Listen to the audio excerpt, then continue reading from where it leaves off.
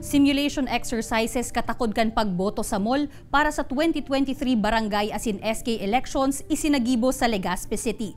Mantang mga dapat gibuhon sa panahon nin aberya sa aldaw kan eleksyon kabali na ang posibleng ballot snatching sentro kan simulation exercises sa Karamoan, Camarines Sur.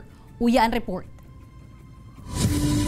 Naging matrayumpo ang pilot test of mall voting para sa barangay asin SK elections na ginibo sa Sarong Mall sa Legazpi City kan aldaw nin Sabado, Agosto 19.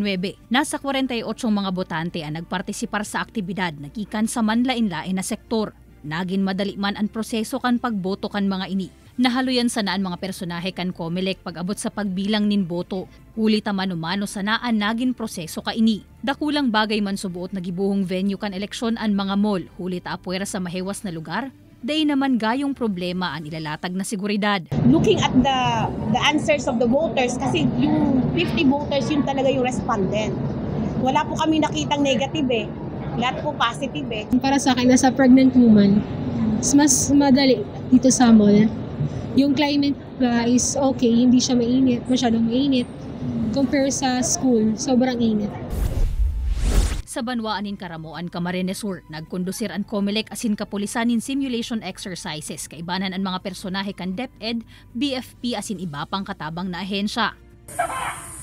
Obheto kaini na maitukdo asin pag-andaman an manlain-lain na daipiglalao mang insidente arog na sanakan kariribukan sa tahaw kan pirilian. Actually, may man pong incident na recorded na araw kayo ni, kaya nag-anticipate po kita na kung sakaling magkaiguan na araw kayo ni, at least prepare po ang gabos sa kanya-kanyang gigibuhon.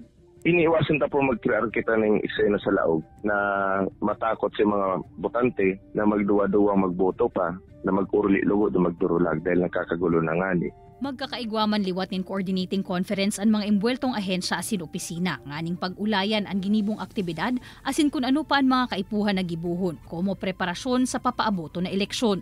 Kaibanan si Gerald Gandia, Jessica Kalinog, Balitang Bicolandia.